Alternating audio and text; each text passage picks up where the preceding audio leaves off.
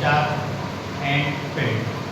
विद्युत आवेश एवं क्षेत्र के बारे में हम कुछ इम्पोर्टेंट टॉपिक्स के बारे में करेंगे आज, जिसमें पहला है अपने पास विद्युत विद्युत की अक्ष पर तीव्रता, और दूसरा टॉपिक रहेगा अपने पास विद्युत विद्युत की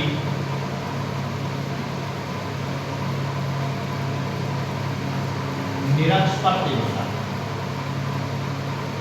निरक्ष पर क्योंकि विद्युत विद्युत क्या होता है, विद्युत विद्युत का आघूर्ण जो है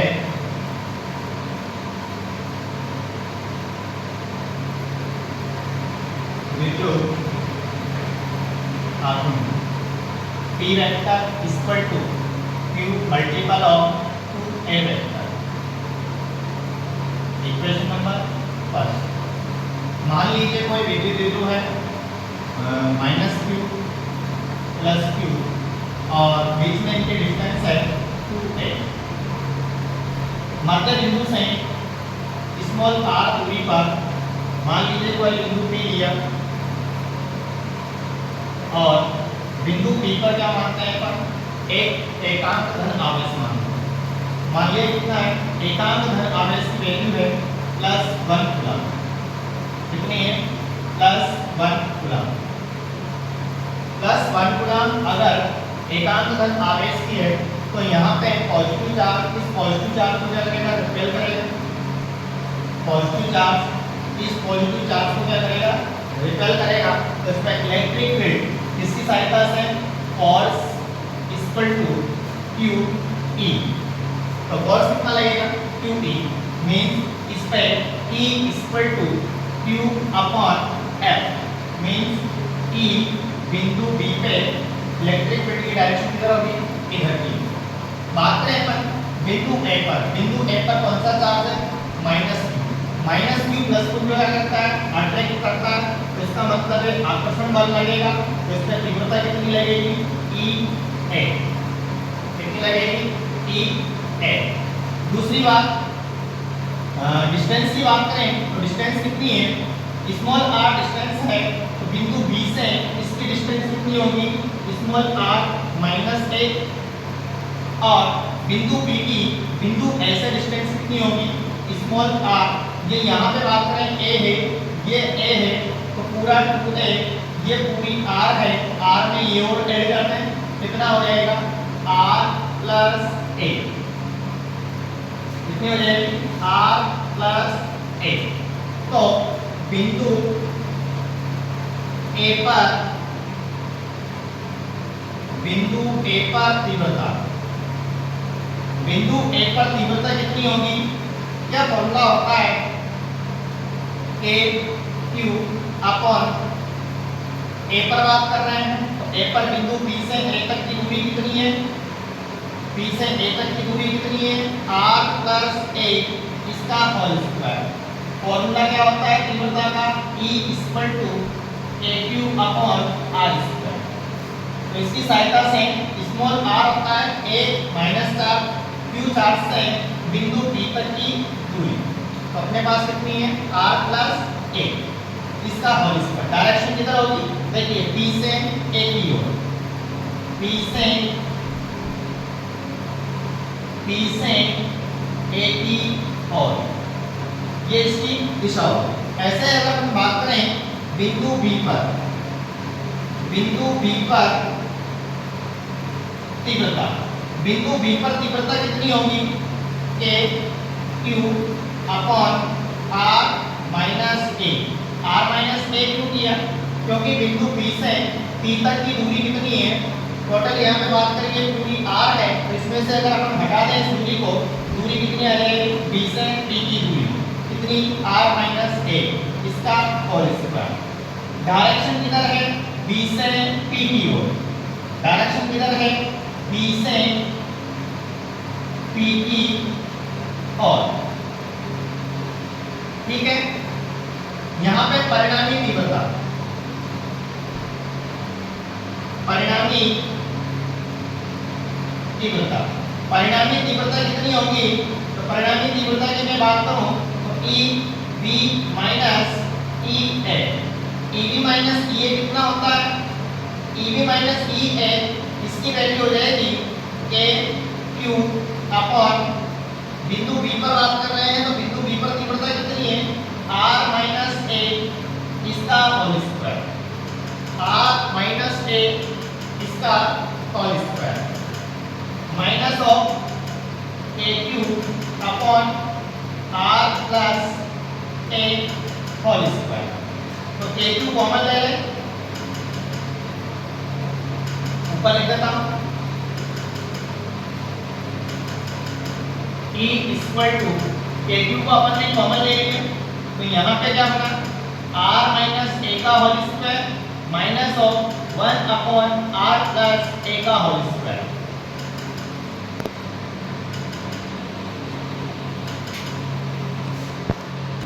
नेक्स्ट देखिए E इक्वल टू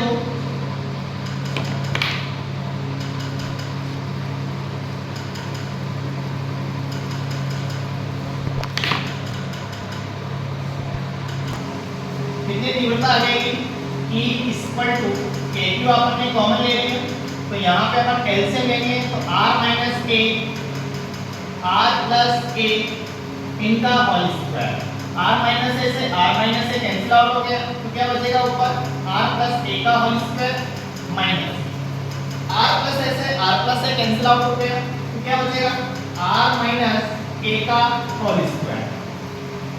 फॉर्मूले को सॉल्व कर ले a माइनस बी और a प्लस बी के होल स्क्वायर, इसको a प्लस बी के होल स्क्वायर से सॉल्व करेंगे तो ये बनेगा r square plus a square plus 2ra minus of r square plus a square minus of 2ra divide by r minus a, इसको भी सॉल्व कर ले, देखिए a plus B a minus B का होल स्क्वायर लग रहा है यहाँ पे, तो अपने पास कितने फॉर्मूले लग गए, एक लग गया a प्लस बी का होल स्क्वायर, एक लगा a माइनस बी का होल स्क्वायर और एक लगा a plus B a minus B. सारे फॉर्मूले साइड में लिख देना, a square plus b square plus 2ab, इसके लिए a square plus b square minus 2ab और इसका बनेगा a square minus b square, minus को आगे मल्टीप्लाई कर दे तो ये बन जाएगा r square minus a square का होल स्क्वायर।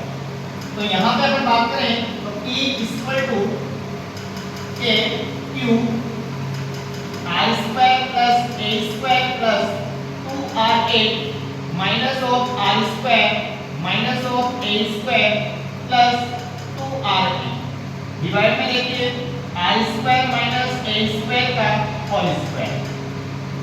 अपन निरक्ष पे तीव्रता को बाद में कर लेंगे, इसलिए अभी इस टॉपिक को निरस्त कर दें, नहीं तो आप फाइट में फेल करोगे। बात करें अपन E equal to a Q, तो यहाँ पे r square minus a square, r square minus a square cancel out हो गया, तो यहाँ पे प्लस में क्या बचेगा 2ra प्लस 2ra, तो कितना बच गया 4ra upon a square minus r square minus a square का होल स्क्वायर। क्योंकि अपन जानते हैं द्विध्रुव जो होता है, द्विध्रुव के बीच में दूरी क्या होती है, अत्यल्प होती है, मींस अपन ये कह सकते हैं कि r की वैल्यू ज्यादा होगी किससे, a से, तो r स्क्वायर की तुलना में a स्क्वायर को नगण्य मानने पर क्या मान लेंगे, नगण्य मानने पर, नगण्य मान लीजिए। जैसे आप इसे नगण्य मानेंगे तो यहाँ पे फॉर्मूला बन जाएगा E equal to a Q 4ra upon r square minus 0 का होल स्क्वायर, तो ये बन गया अपने पास E equal to a Q 4ra upon r की पावर स्क्वायर इसका होल स्क्वायर। तो E इक्वल टू, इसको भी एडजस्ट कर लें तो 2 बाहर ले लें, a क्यू इनटू अंदर क्या बचेगा 2a, r की पावर कितनी हो गई 4 और इसमें r की पावर 1, r की पावर 4 है तो एक पावर क्या हो जाएगी, कैंसिल आउट, कितनी बचेगी 3। तो E इक्वल टू 2a, इसको देखिए P बराबर क्या होता है Q इंटू 2a, तो यहाँ से इसको लिख सकते हैं 2AP अपॉन R। इस प्रकार से अपने पास यहाँ पे अक्ष पर तीव्रता कितनी प्राप्त होती है 2kp अपॉन r3। जल्दी से इसको नोट कर लें, फिर अपन पढ़ेंगे वापस निरक्ष पर तीव्रता।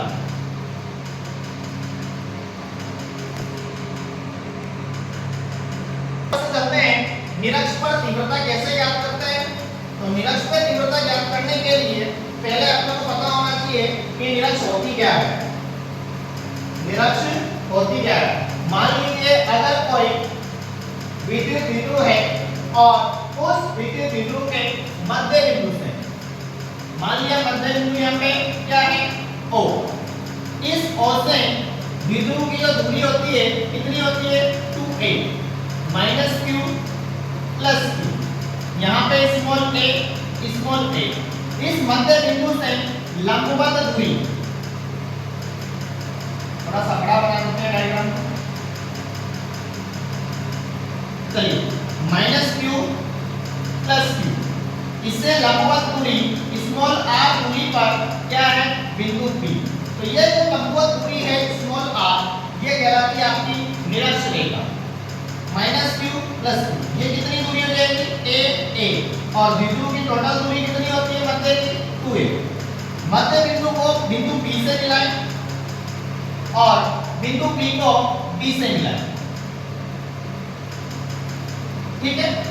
तो बात करें अपन इस बिंदु P पर प्लस q, बिंदु P पर बात करें तो +1 गुणांक आवेश है, जिसे अपन क्या बोलते हैं परीक्षण आवेश। इस पे अपन क्या करेंगे टेस्ट करेंगे। क्या टेस्ट करेंगे कि कौन सा फोर्स लगा है। तो यहाँ पे पॉजिटिव चार्ज है, इस पे भी क्या लगेगा रिपल्सन, इस पर नेगेटिव चार्ज है तो इस पे क्या लगेगा अट्रैक्शन। तो यहाँ पे आकर्षण बल लगता है तो तीव्रता कितनी हो जाएगी EA। इस पर प्रतिकर्षण बल लगता है, तीव्रता कितनी हो जाएगी EB। मान लीजिए अगर इसका एंगल कितना है थीटा है, इसका भी एंगल मान लिया मैंने थीटा। तो इस AB एक्सिस के समांतर क्रम में अगर मैं कोई रेखा खींचूं तो ये रेखा बात करें अपन किसी एक रेखा पर जब इस प्रकार से काटती है तो एंगल क्या होता है सेम होता है। मतलब यहाँ पे अगर थीटा है तो ये भी क्या होगा थीटा। अगर ये थीटा है तो बात करें ये एक दूसरे के लंबवत है, तो अगर लंबवत है तो इसका मतलब यहाँ पे ये बन रहा है अपने पास एकांतर कोण है तो ये थीटा तो ये भी थीटा होगा। समझ में आई ये बात, ये इसकी वजह से यहाँ पे थीटा हुआ क्योंकि ये थीटा है। दूसरी चीज ये एकांतर कोण है इसलिए ये दोनों भी क्या होंगे इक्वल होंगे। अब बात करें इसमें EA के लिए ये कौन है cos थीटा, तो लिखेंगे अपन EA cos थीटा। इसके लिए बिंदु B के लिए भी क्या है cos घटक, तो इसके लिए लिखेंगे EB cos थीटा। अब इसकी गति किधर हो रही है नीचे की ओर, इसका लंबवत घटक किधर बनाएंगे नीचे की ओर बनाएंगे। नीचे की ओर लंबवत घटक क्या बनेगा EA sin थीटा,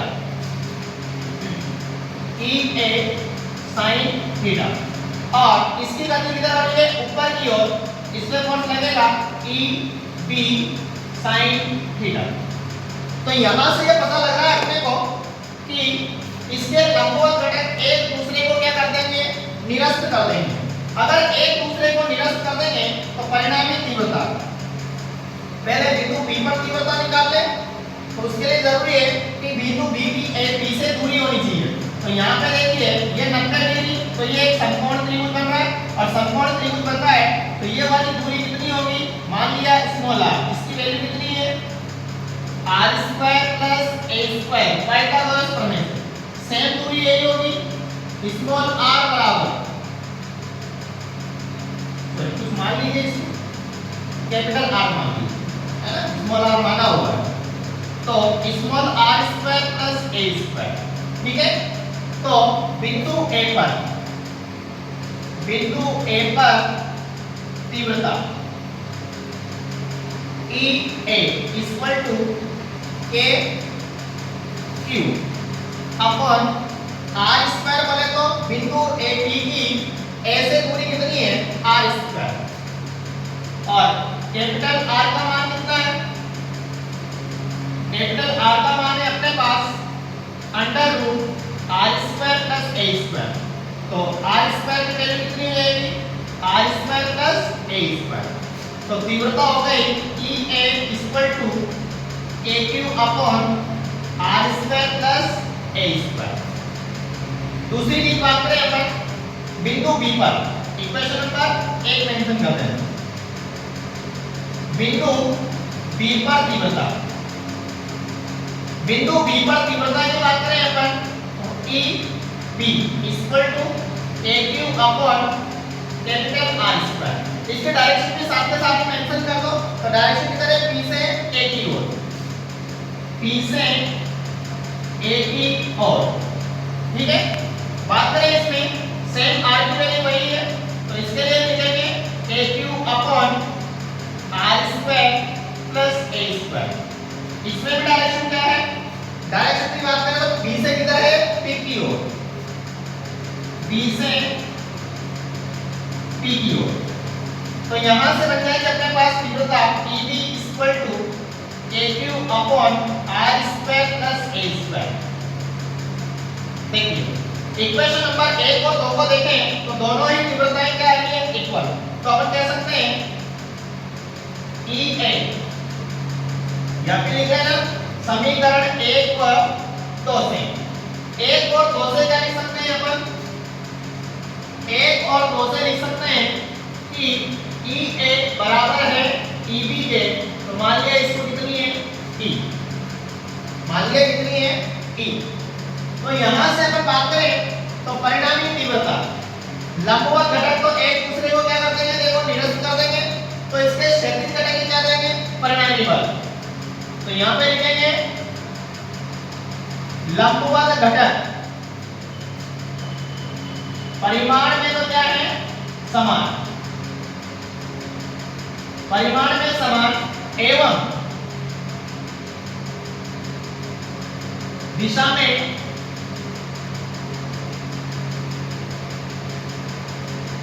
में विपरीत है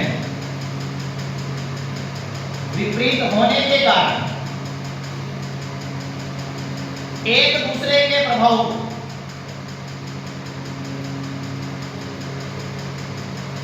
क्या कर देते हैं निरस्त कर देते हैं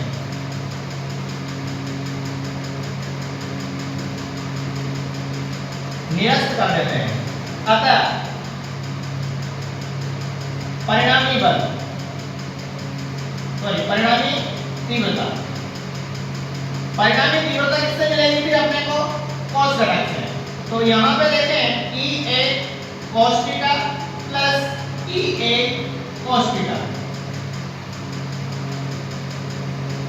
EA और EB दोनों बराबर है तो E equal to E cos theta plus E cos theta तो ये कितना बन जाएगा 2E cos थीटा E का मान कितना है 2KP KQ यहां से वैल्यू कर देंगे upon R square plus A square cos theta का मान और निकालो यहां पे cos थीटा बराबर क्या होता है आधार बटे कर्ण आधार कितना है a कर्ण कितना है under root r square plus a square value put कर दो cos थीटा तो ये हो जाएगा a upon r square plus a square की पावर कितनी हाफ तो a इसको लिख लेना q into 2a इसकी पावर 1 है और इसकी हाफ है तो पावर कितनी जाएगी 3/2 1 से 1/2 लिखे या r square plus a square की पावर 3/2 क्योंकि अपने को पता है कि p equal to multiple q into 2a होता है तो यहां से वैल्यू ले a p upon r square plus a square की पावर कितनी 3/2 e तो यहां पे अपने पास मिलती है value E equal to a p यहां पे बाउंड्री डाल देना बाउंड्री कंडीशन T r की वैल्यू क्या होती है, बड़ी, इससे a से, तो r स्क्वायर की तुलना में a स्क्वायर को नगण्य मानने पर तो E बराबर kp upon r square plus 0 होता है इसमें a को और पावर कितनी 3/2, तो E equal to kp upon r square की पावर 3/2, तो E इक्वल टू 2 से 2 कैंसिल आउट हो जाएगा, तो kp अपॉन r।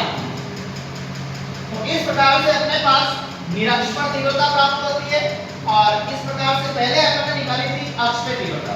तो देखिए यहाँ पे ये है निरक्षपर तीव्रता। अगर मैं इस निरक्ष की तीव्रता को यहाँ पे 2 से गुना कर दूं तो क्या आ जाएगी, अक्षपर तीव्रता। तो कहने का मतलब है दोनों एक दूसरे से क्या होती है, रिलेटेड होती है। तो इस प्रकार से अपन ने दो टॉपिक्स जो बहुत ज्यादा इंपॉर्टेंट थे चैप्टर नंबर 1 के, उसके बारे में डिस्कस किया। नोट कर लेना और चैनल को सब्सक्राइब कर लेना।